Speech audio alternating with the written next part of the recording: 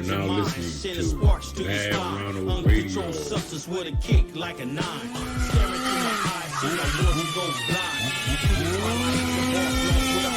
I'm the pistol toter, I mean I grip the space maker. Creating commotion, holes through your pacemaker. I break you down, so to your biostructure. The internet is now on lockdown. The internet is now on lockdown. Undisputed death, do a Sherm head yeller.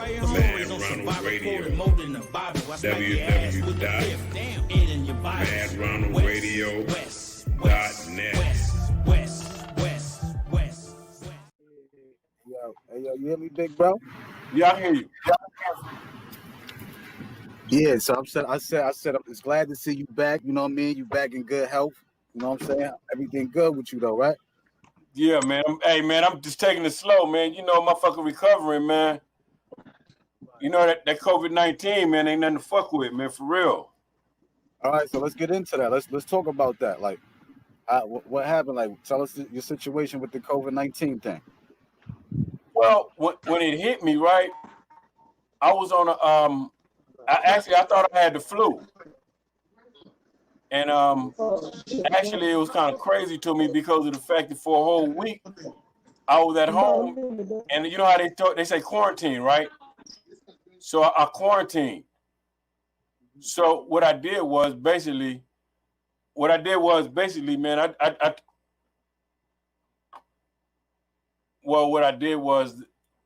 I thought I had the flu. So when they you know how they tell everybody to quarantine, right? So what I did was basically I stayed home, and I was under quarantine circumstances, right? So I'm taking medication for the flu, and I think I got the flu, right?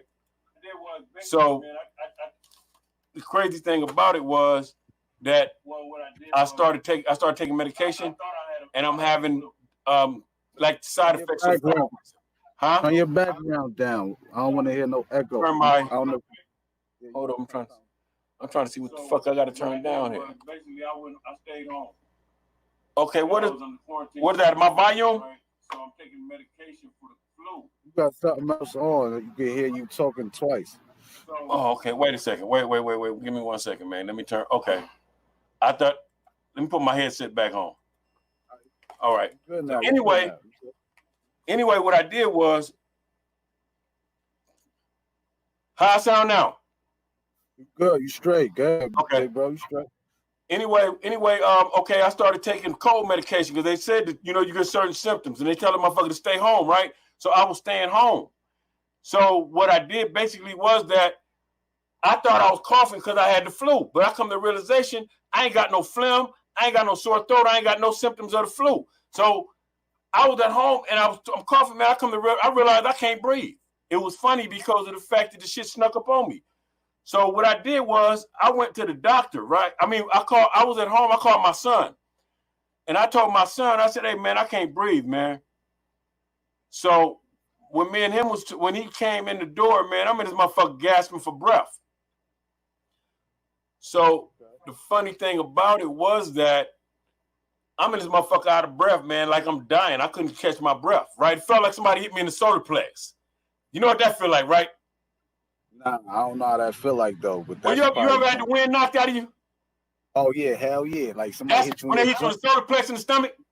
Yeah, I felt like somebody had knocked the wind out of me, right? Yeah, lose your ear and shit like that. I know what you're saying, bro. Right, I couldn't catch my breath. So my son called 911. So when he called 911 and the paramedics came and they did my vital signs and everything. By the time I got downstairs, I could breathe.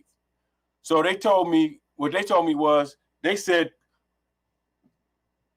well, they told me to go to the to go to the hospital, right? Because I was all right when they got here.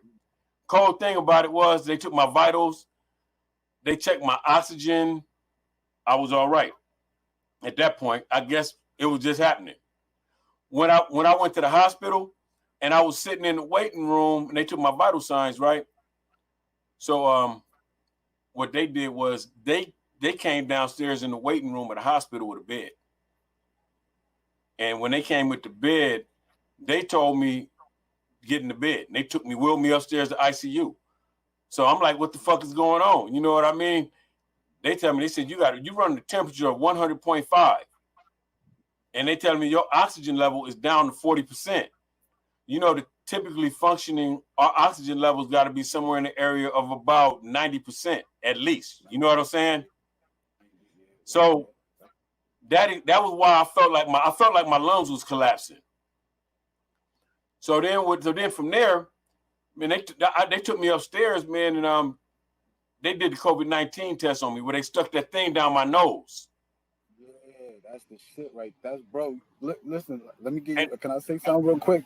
Like I caught little symptoms too. Like I got a little sick, but I didn't want to go to the hospital. Like I did the home remedy thing, like and shit like that. Like, but go ahead.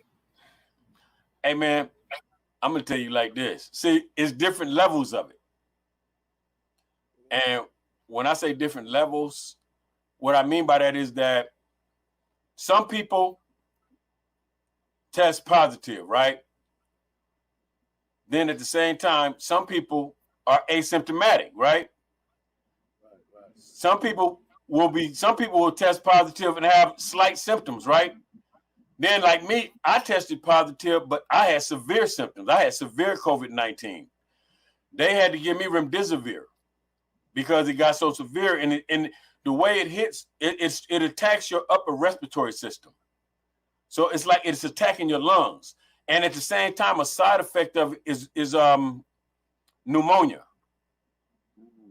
So what they did was they gave me remdesivir. They said, well, it ain't getting no better. Because when it happens, the shit's accelerated. Plus, if you got anything else. Now, simply the way that it works is if it's attacking your lungs, and at the same time, if you got, let us say, pneumonia, right? You got two things, because COVID-19 is a combination of COVID-2 and SARS. You remember SARS, right? Yeah, SARS. Yeah, I know what that is. Sudden acute respiratory syndrome, right? And then like mucus and some shit like that. Ain't that all that like mucus? Well, SARS is like COVID-19. It attacked the lungs. It was an illness that was around about. I'm trying to think of that. Was that like 5 years ago? I think that was like 5 years ago it was around. And SARS was a big deal then, right? But it wasn't like COVID-19. So now what it is COVID-19 is an accelerated version of that. So what they did to me was basically, it was getting so bad. I was on an oxygen machine, man. I had a picture I had put on the internet where I was on the breathing machine. They literally had to pump me. I was on oxygen for like about damn near 2 weeks. For like 10 days, I was on oxygen. So, but the crazy thing about it was that the crazy thing about this shit was that a motherfucker was in the hospital diminishing, literally, man. And I'm talking about, imagine going from one moment, I'm healthy as a motherfucker moving around. I think I got the flu, right? Then the next moment, you could imagine a motherfucker's laying up in the hospital bed, homie. I couldn't even sit up on the edge of the bed. Damn, kid. Hey, and I'm talking about, I tell everybody, take that shit seriously. The only thing about me is this. I don't eat pork. I don't eat beef. I don't eat white salt. I don't eat granulated sugar. Only time I drink milk is if I eat oatmeal and use a splash of it in my oatmeal. You know what I mean? I don't drink. The last time I had alcohol was probably January. I don't smoke. I don't even smoke weed. You see what I'm saying? And I say all that because if it can get me, it can get anybody. You feel what I'm saying? I live a healthy, clean lifestyle. So you can imagine that if it can get me and affect me in the condition I am and the diet I have, but the doctors told me my diet is what got me out of the hospital so fast because I didn't have no underlying issues like high blood pressure, or diabetes, and nothing else that had to be managed. Okay. You see what I'm saying? So healthy. Yeah. Well, put it like this, man. At 52 years old, I'll be 53. And I'll be 53 years old, man, in August. So you can imagine at my age right now, they're surprised that I'm in the health in the health that I'm in. Because typically somebody my age come in, motherfucking overdosed on fried food already. You know what I mean? And white salt. You know what I'm saying? They told me that when I left the hospital, they just told me they told the motherfucker, man, that I recuperated because of the remdesivir. Have you ever heard of that? Say that again. What is it? It's called remdesivir. No, I never heard of that, bro. Okay. Remdesivir is the Ebola medication. That's what that is. Remdesivir is the medication that they give people for Ebola. That was what, because Ebola, I guess, was a upper respiratory illness also.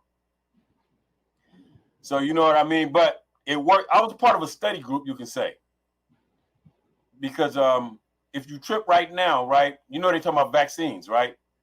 Yeah, I don't agree with that. I'm not taking none of that shit. Well, this is the thing. I don't agree. I don't agree. I wouldn't let a motherfucker shoot me up with no medication either.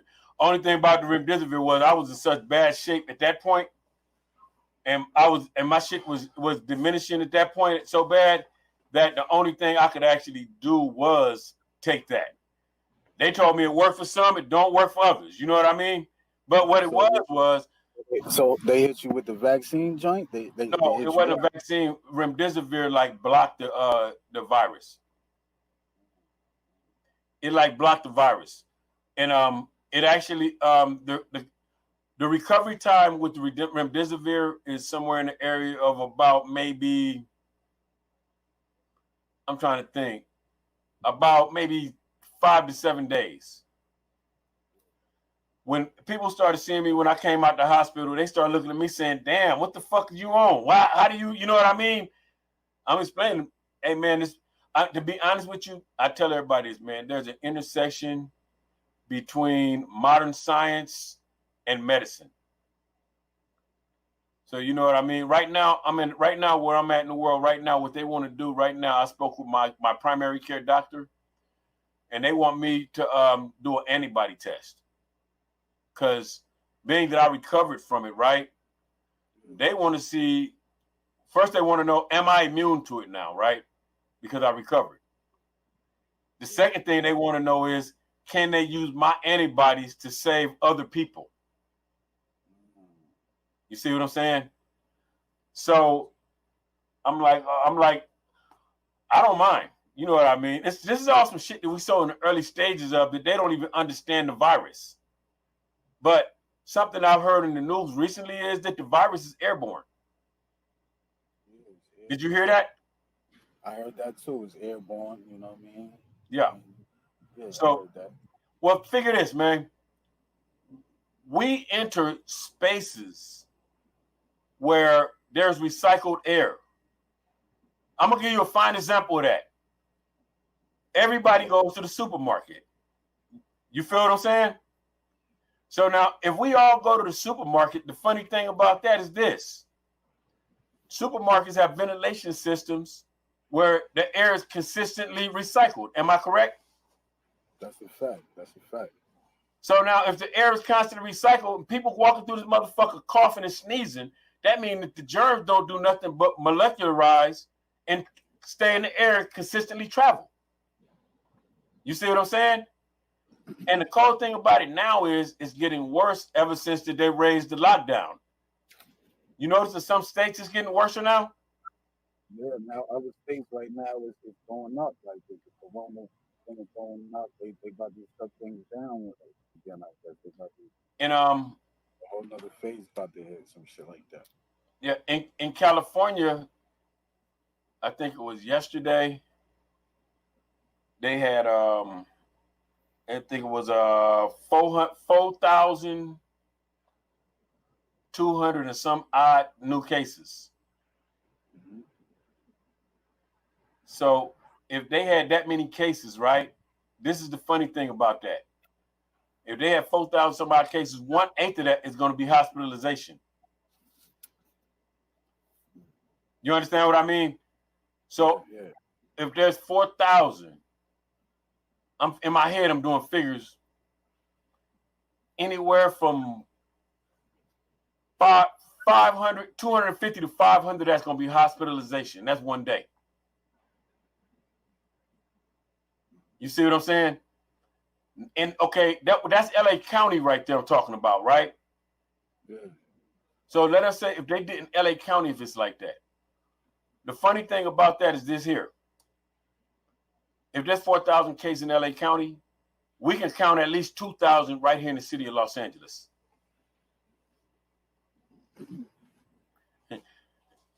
That sounds kind of crazy, huh? That's crazy. That's a lot. Yeah. Well, it was funny, man, when I was in the hospital, right? And I was tripping, right? And everybody was like, damn, what's going on? You all right? And my sister was talking to me, and my sister's asking me, she said, damn, are you all right? And this, and everybody's trying to figure out how I am, right? My sister told me, she said, that shit ain't gonna kill you. My sister was like, she told me, she said, as much shit as you've been through in this lifetime, my sister said, you'd have survived gangbanging. She said, your ass done been to prison 5 times. You've been shot. You've been through all this crazy shit in your life. She said, some shit like that ain't going to be what kills you. And I thought about that shit, man. And I said, no, you're right about that. In my mind, I could see myself walking back out the hospital. You know what I mean? Even though I was at a fucked up point.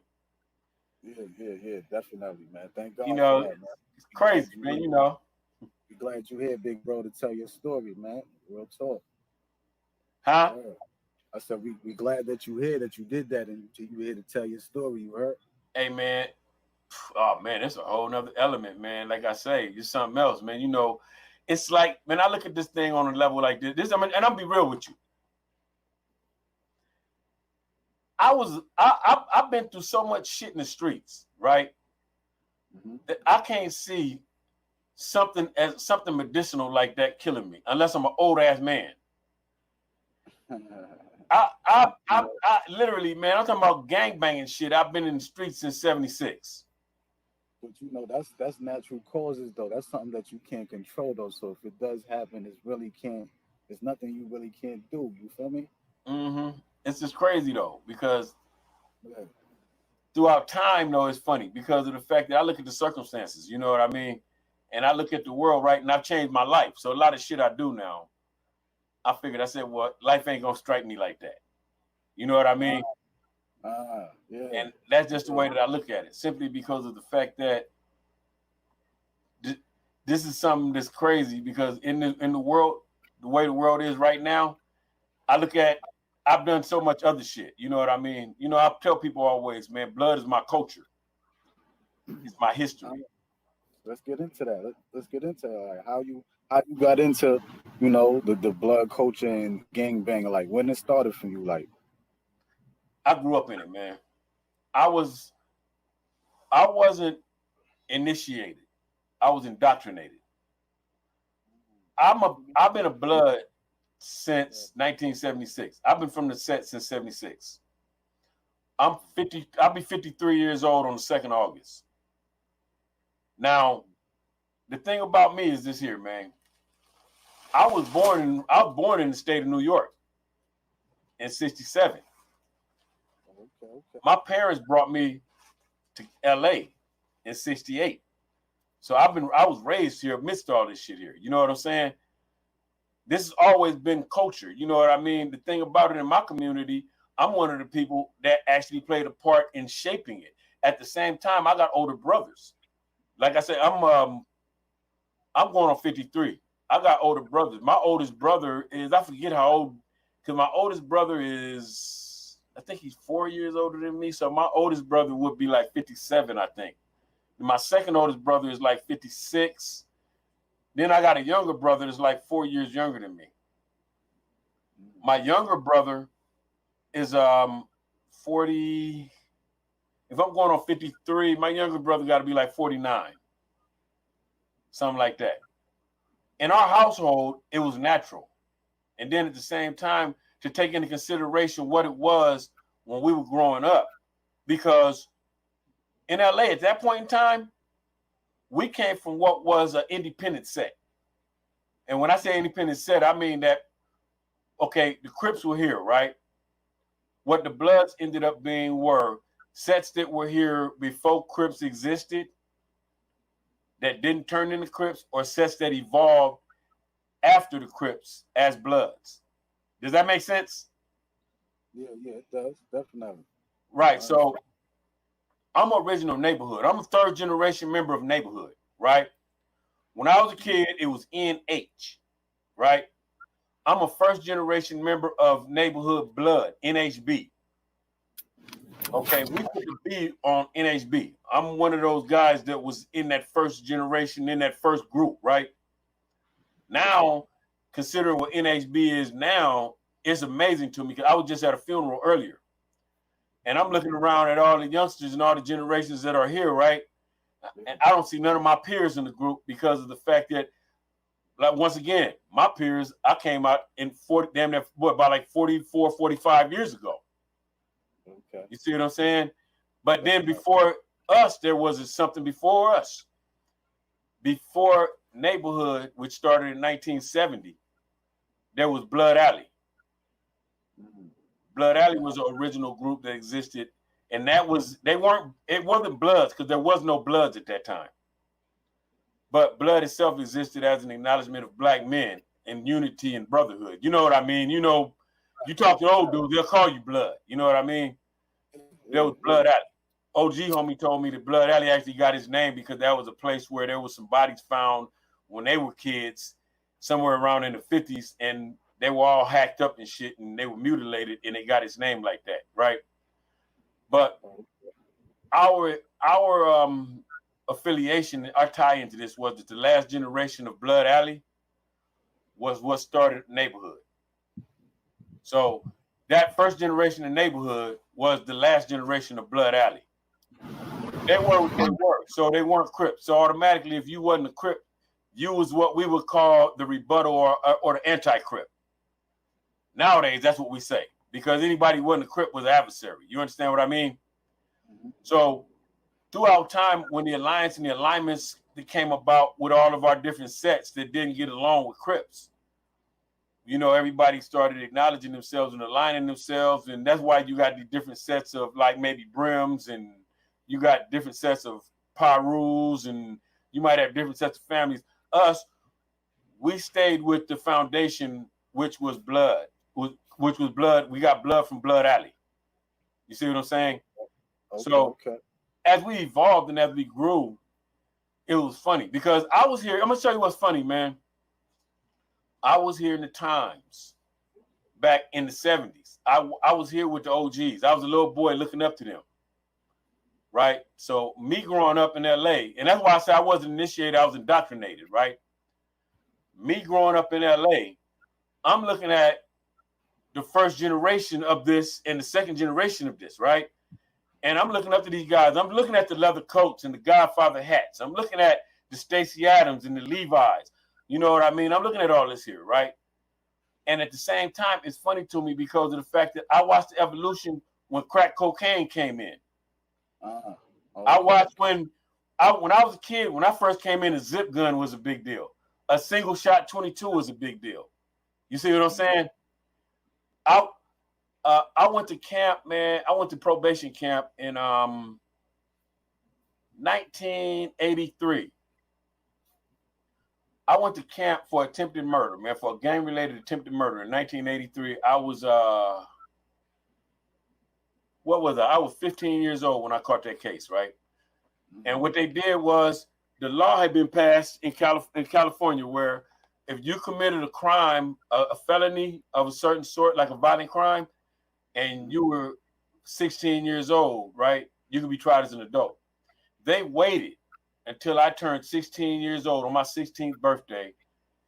They called me and had me come to the police station, right? And I was arrested in the police station, right? And I went to camp, and I went to probation camp, and I did like 13 months in a probation camp, right?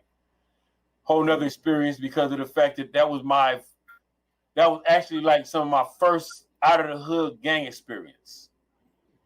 So that's when I'm exposed to gang members from Watts, Compton, Inglewood, Pasadena, all other places. Because you gotta think about it. In them days, everybody didn't have cars.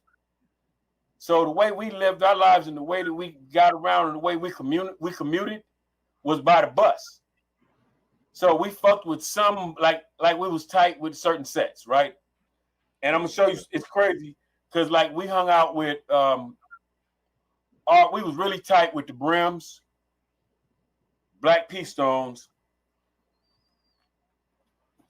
Bloodstone Billings, Rollin 20 Outlaws. Who else we tight with? We tight with with all the Bloods, you can say. All the locally on the west side, Inglewood, and wherever in LA, right? Because we all party together. In LA, the blood is like a community. And when I say a community, I mean that we all know each other from prison, parties. We know each other from being around somewhere, some way, somehow. If I run into another blood, right? And if I don't know him, I know his people. I know some of his people. I done been in prison 5 times. So I done been in so many California prisons. I know some of everybody. So I can tell somebody, man, I know whoop-de-whoop within, and it's old saying we got out here. It ain't nobody that I can't reach in about maybe 4 or 5 phone calls. You see what I'm saying? Everybody knows somebody. You know what I mean? Everybody knows somebody. If somebody from a set, see, we don't have to G-checking no shit like that out here. Because if you straighten the hood, then you straighten your hood. If I talk to your homeboy and say, man, I ran into whoop-de-whoop. Oh, yeah, that's the homeboy, whoop-de-whoop. And you good because your homeboy vouching for you and your homeboy good with me. You see what I mean? Or if I go to your hood and you straight with your people in your hood and they respect you, everything's good. You know what I mean? But it was my experiences going outside at first when I went to camp, right? And it was interesting, right? But when I came back in 1984, crack cocaine had exploded in Los Angeles. And when I say it exploded in LA, I mean that motherfuckers was out of getting money, man. When I left, we was piecing up on 40 ounces and shit. You know what I mean? When I left in 84, you know, to be realistic with you, I'm gonna tell you what happened. The gangbanging would not be what it is had there not been for government agitation. The United States government pushed cocaine into Los Angeles.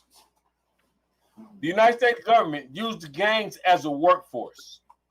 You see what I'm saying? If you watch the movie, I'm gonna tell you one of the most interesting movies to watch, right? It's a movie about Freeway Rick called Cracking the System. And you know, Freeway Rick was one of the big distributors in Los Angeles, right? That's a fact. That's a fact.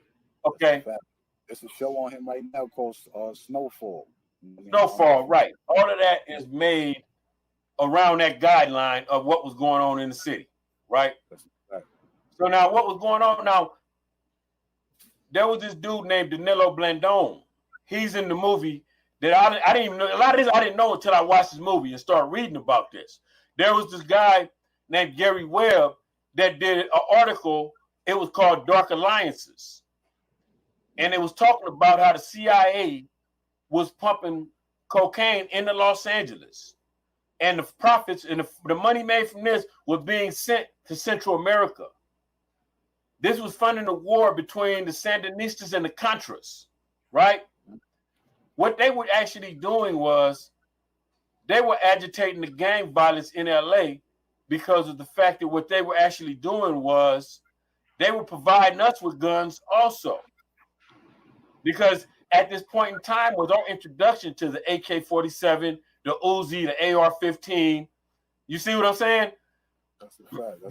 Before all of this here, we had no access to no motherfucking automatic weapons. Right. You see what I'm saying? Before all this here, a big gun to us was a sawed-off 410 shotgun or maybe a double barrel or something. You see what I'm saying? Somebody had a carbine. They had some shit they couldn't be fucked with. You know what I mean? Suddenly now we were introduced to so much money that motherfuckers start coming up with connections on buying guns like they came up with connections on buying drugs. See, one of the big deals that I always talk about that is never mentioned. They talk about how LA was flooded with cocaine, but nobody talks about the guns. You see what I'm saying? I was in the streets at that time.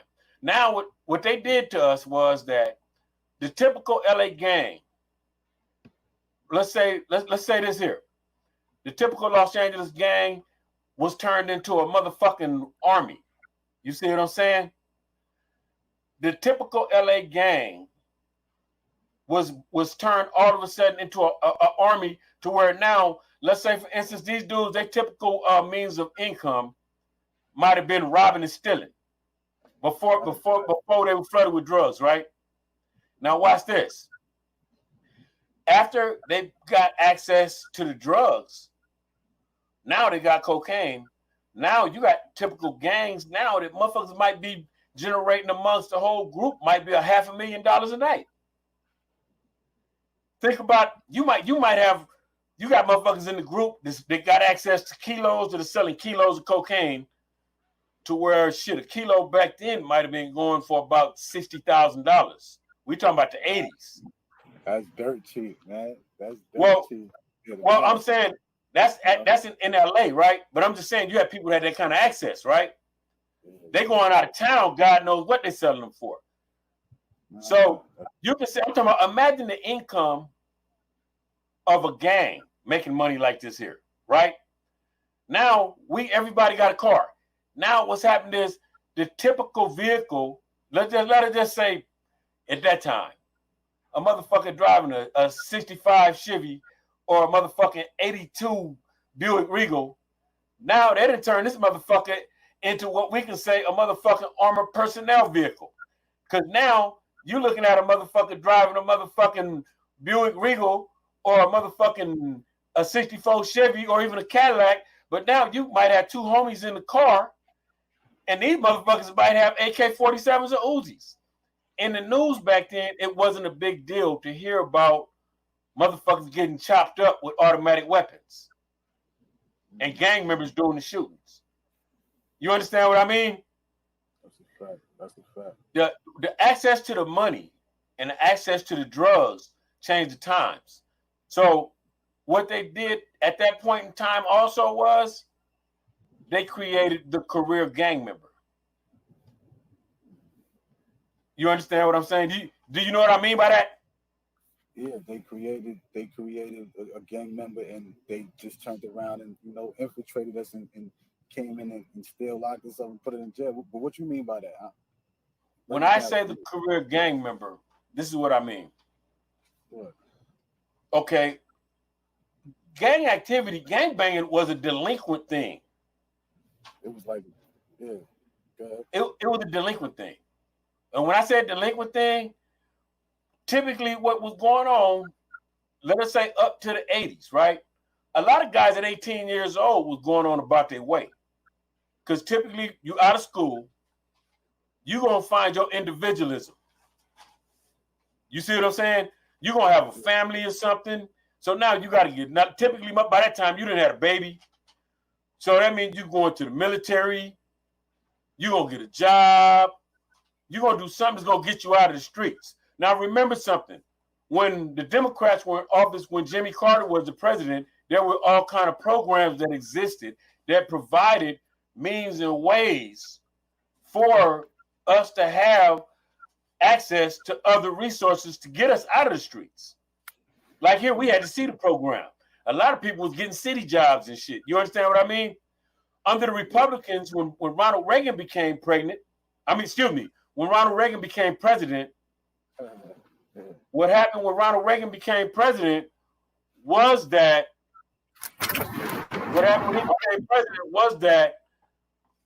Reaganomics kicked in. They eliminated the programs that we had in our communities that gave us access to our means and our ways of getting stable jobs and working our way out. Because remember this, I don't know what it was like out there, but in LA, there was a drought on employment throughout the 80s. You understand what I'm saying? In the 1980s, there was a drought on work. There was a drought on jobs. You couldn't get a job if you had a jail record. You couldn't get a job if you didn't have certain levels of skills. You couldn't get a job if you didn't have, let us say, maybe some kind of credentials from a higher institution of learning or something of that nature, right? So now what happened was that when I speak of the career gang member, what happened was that, let us say, a lot of homies, a lot of older homies, they started getting that access to the cocaine. Now, when I speak of this, there was a smart motherfucker in front of this somewhere, because of the fact that from the research that I've done, there was no demand for cocaine before it arrived. Nobody requested for the cocaine. But when the streets were flooded with it, what it actually did was they created a great demand. And whoever it was that had the idea, they had an understanding that there was over 100,000 gang members at that time. They understood that there was a workforce here, right? They also had an understanding of whoever wasn't going to be part of the workforce would be the consumers, not to count the civilian population, right? So at that point in time, you had homies that were in the neighborhood that were growing older. Now they weren't leaving the neighborhood as if they would have did at 18 and got jobs, went to the service and did something with their lives, right? They were staying in the neighborhood. Either they were addicted to the drugs or they became the drug dealers. You see what I'm saying? To the extent to where, let us say like right now, it is 2020. You got guys that have been trying to live on the dream of getting rich ever since the 80s because of the fact that the first thing that we were ever introduced to, once we got cocaine, then we saw Scarface. So there was this dream that existed where everybody thought they would get rich. Homie, I've been to prison 5 times on drug charges. I lived on that revolving door with the ideology if something different would happen. Then I didn't come to the realization I was practicing insanity because of the fact that if you try the same thing over and over again and expect different level of results, that's insanity. I had to change my own life.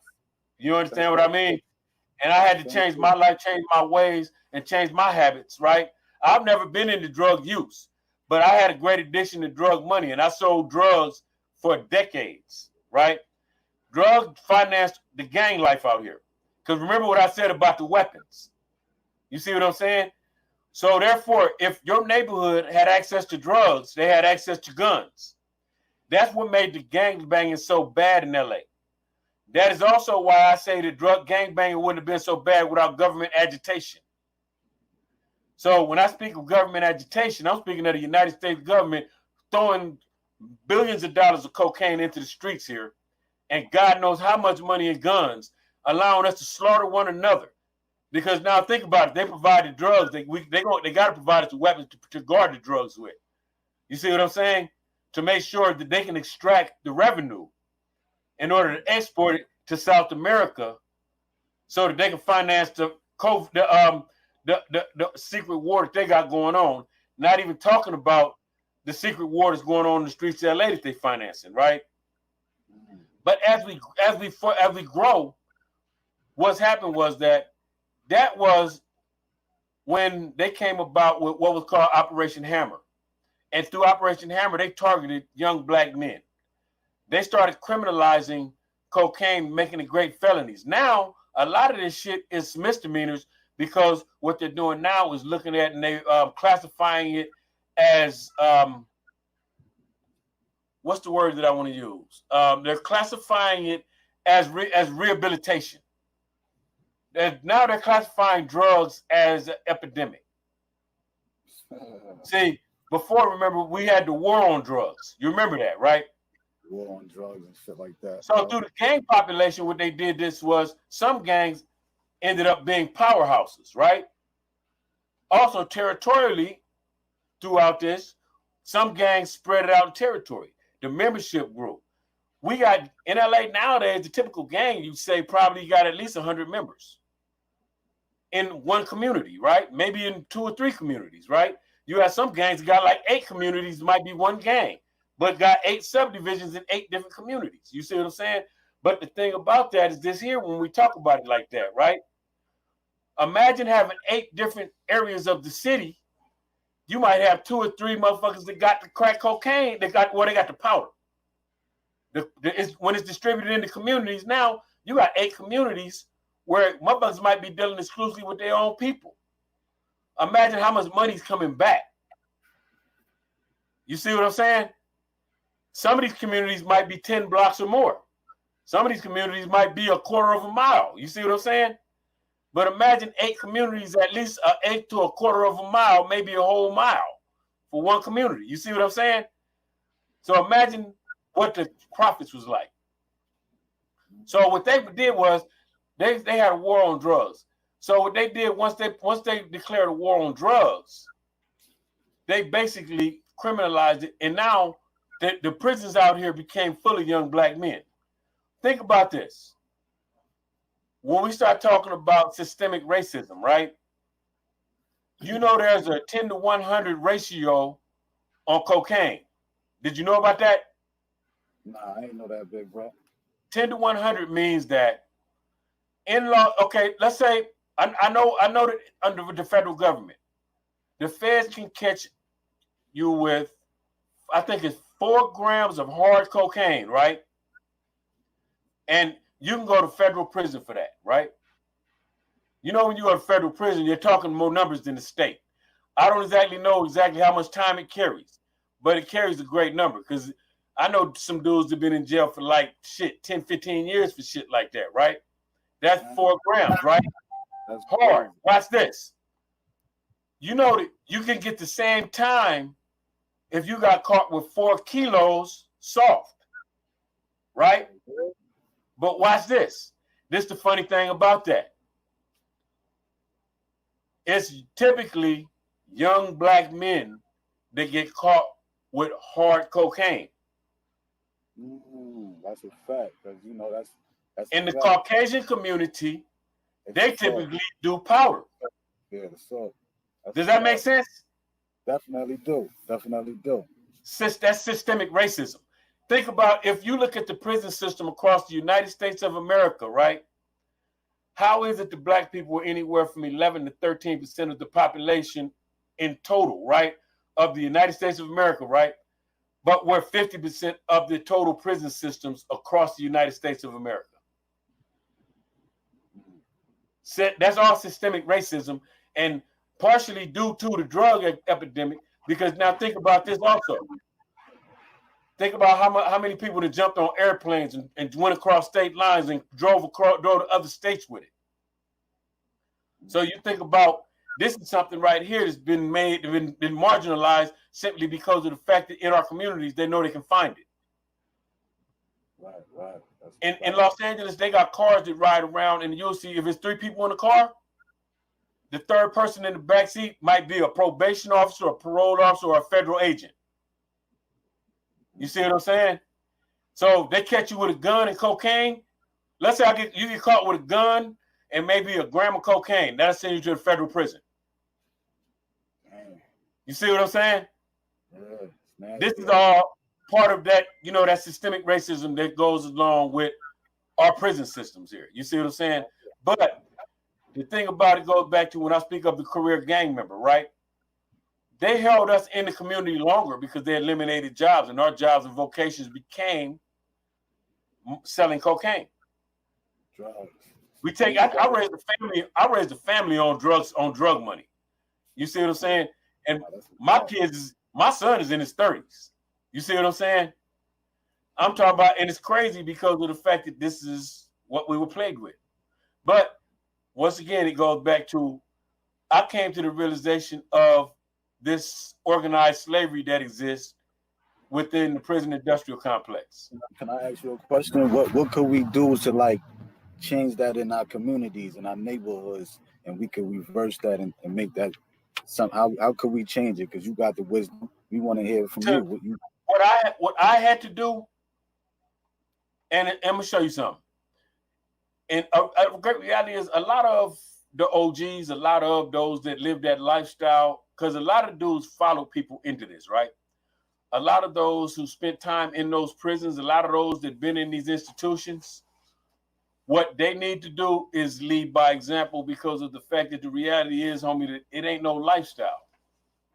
See, it's one thing to exist. It's another thing to live.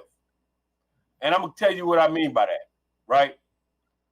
If I'm living in a cycle where I'm consistently in prison on a regular basis, I'm looking forward to being in prison. I'm indoctrinated to the ways of prison, right? I don't even give a fuck about going to prison, right? I'm not living. Right. You see what I'm saying? For me to be living, homie, means that I got to be willing to be a man in my own community, to my own family. First, it's like this. A man first has to take care of himself, right? Then he got to take care of his family, right? Then he has to take care of his environment and his community. Now, as I had to change my ways, right, I had to demonstrate also, because the big picture is this. I got young homies that look up to me. And if you're a real OG and you living in the path of what you say you are, right? And I'm talking about in the essence of what an OG is. There are people that are looking up to you. That's my next question, bro. Like we gonna get into that. Okay, there are people that are looking up to you. There are people that are idolizing you. There are people that want to walk like you and talk like you, right? So that means that I myself, there are people that watch me sell dope and make money and wanted to sell dope and make money. But they also had to understand you got to pay consequences too. Don't think that this shit is all this here. Because you're going to sell dope, make money, you better be ready to get in the back of that police car because they coming. Yes, facts. You know what comes with And that. at the same time, it's also that don't think that this shit is all luxury and there's no hardship. See what I'm saying? Because now, now think about this. My culture, and I say my culture, I don't say my gang, because as a blood, I'm something else other than being just a gang member, being a part of a gang. I don't even consider myself to be a part of a gang at 53 years old. I consider myself to be my culture. As a blood, homie, I say as a blood, now I have to represent the best of it, not the worst of it. Right. I go into the community. I'm somebody that in the streets, I have equity in the streets because in the community, I'm not there to do wrong. I'm there to do right. I've done so much wrong and so much harm that I am accountable for that. By me being that and through that, you know what I'm saying? I demonstrate a certain way. I speak a certain way. I practice life a certain way, right? Now, those that look up to me, there's a lot of them that gradually change and they start to take on not my ways, but those type of ways. Because after you go to prison so much, you're going to get tired of it. Oh, yeah. I said, you know what I used to tell people? When I started going to prison so much, I said, man, I should have went to McDonald's and got a job back when I did my first prison trip. By now, I could have worked my way up to the manager and maybe had a franchise by now. It's like, you see what I'm saying? It's like minimum wages in the streets when you hustle. Like, for what you said about change, for those of us that are homies, that are OGs, for those of us that set trends, for those of us that set the lifestyle for this here, what we need to be doing is we got to lead by example and start leading our people out of the lifestyle of this and showing them something better. Ain't nothing wrong with going to work, working 8 hours a day, 40 hours a week. Because if you go to prison, your ass going to work 8 hours a day, 40 hours a week for 8 cents an hour. That's a fact. You see what I'm saying? So we have to lead by example. To me, I don't glorify the worst of this. I try to always give examples of the hardship. Because I'm somebody, homie, I've been to more than 300 funerals. You know what I'm saying? I just went to a funeral today. You see what I'm saying? At the same time, I give a great understanding of this here because I want people to understand the realities. As a blood, homie, I'm still attached.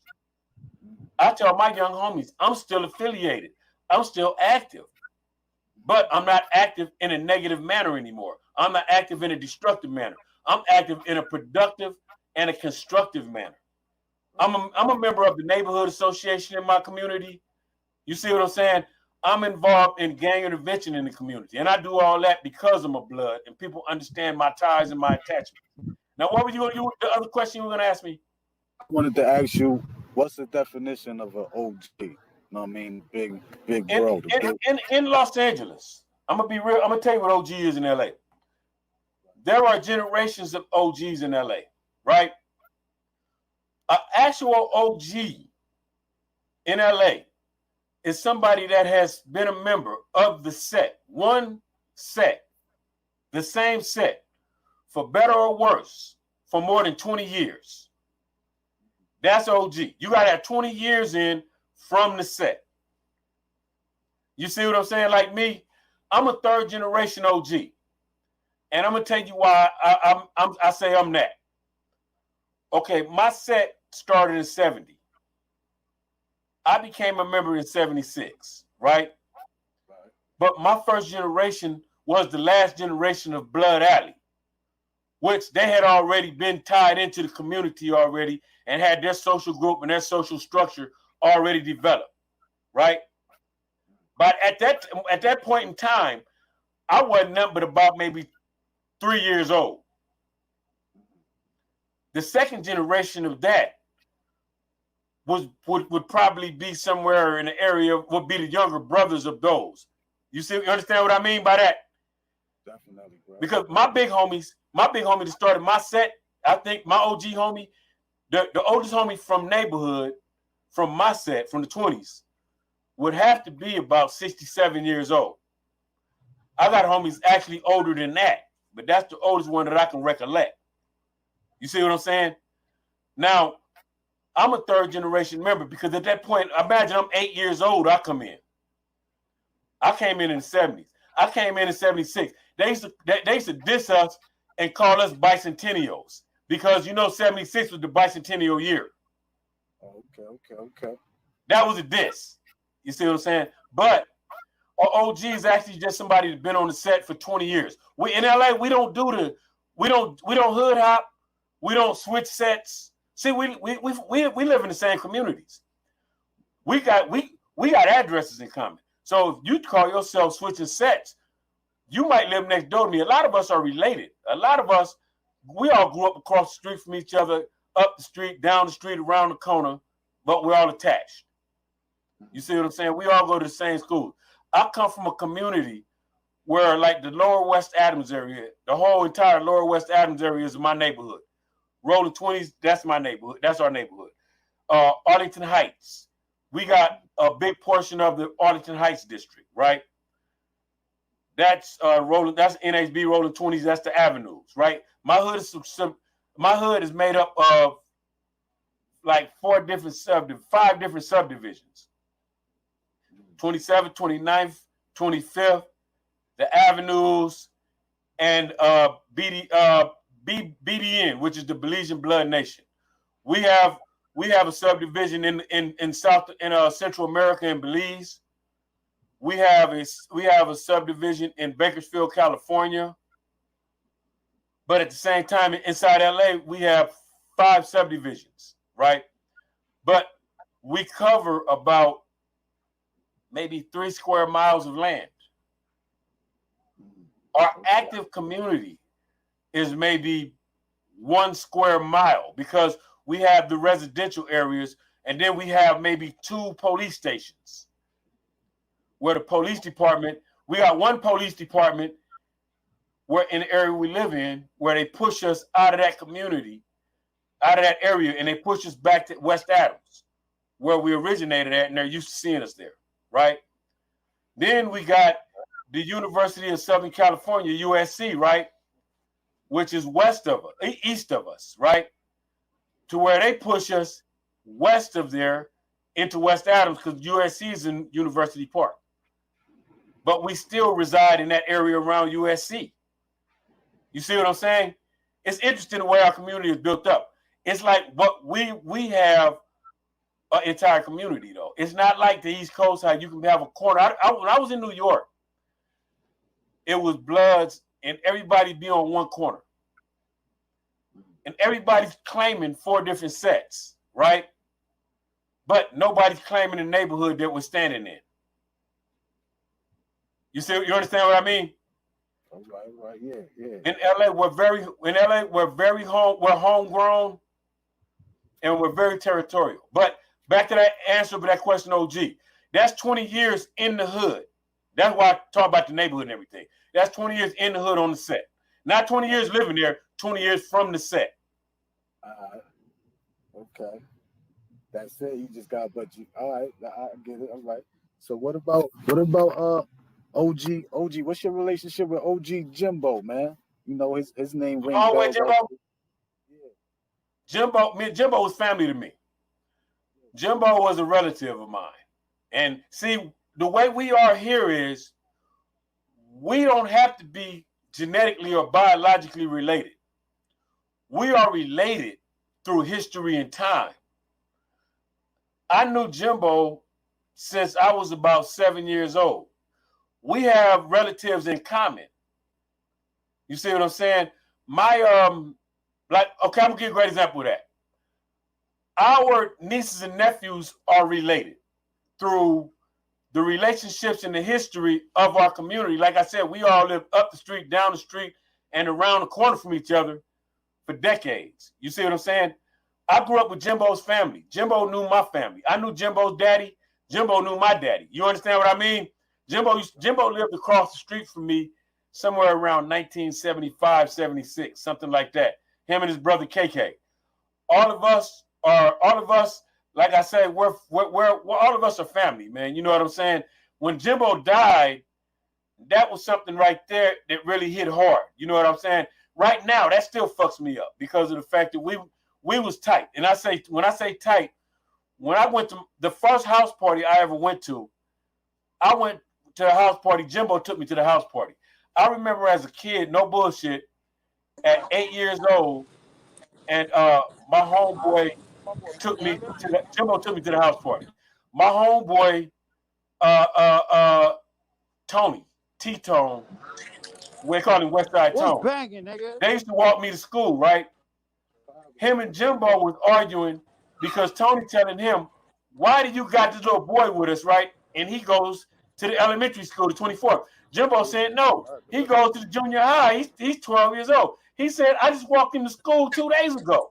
But this is my relationship with, since I was a little boy, I always ran with the older group. And then to my, this is back in the 70s when we was all running together like this here, right?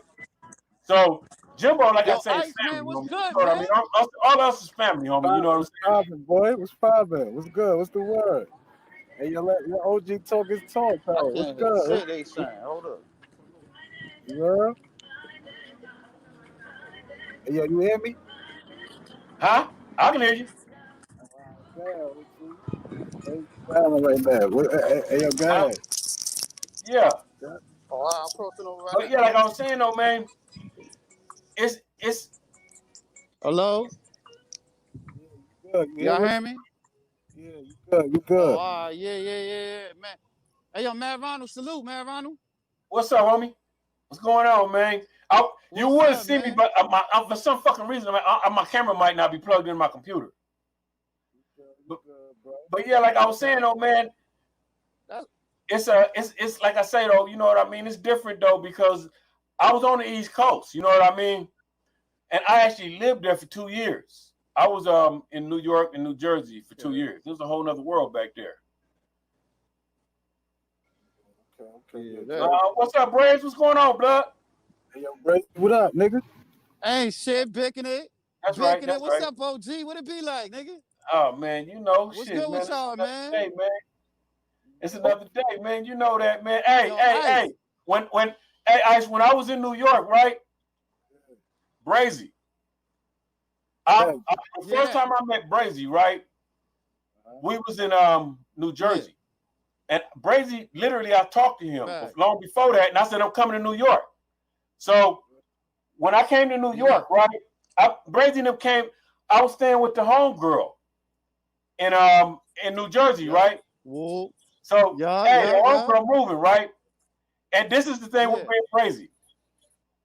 We got tight. This is something about him that made me, I really took a liking to him.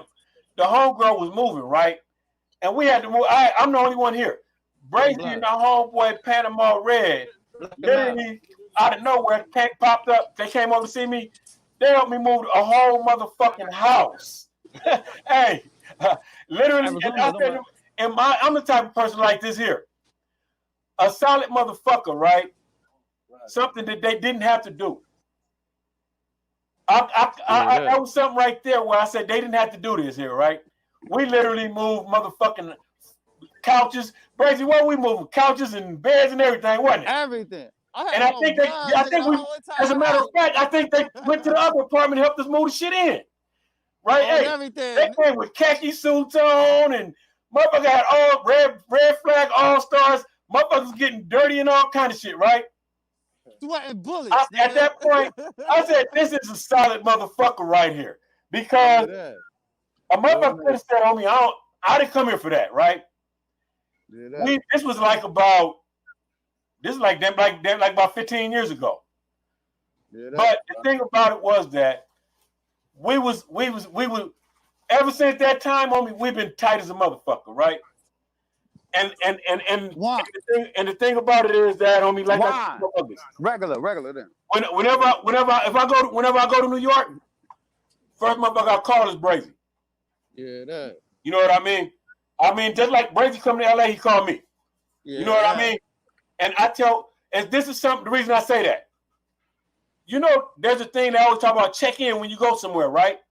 Yeah, let's talk about that. I tell about that. Homie, let me tell you something about that. If you go anywhere and you're in another place, right? You got to check in with somebody there. You know why? If you're in Los Angeles, right? LA is a motherfucking war zone. And I'm gonna keep it 100 with you, homie. Every 10 blocks, you're in another neighborhood.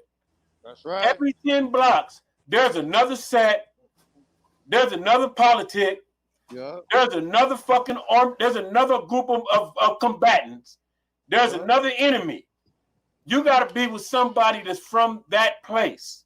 Because you might fuck around and be in the wrong place. I had motherfuckers that came out of town, right?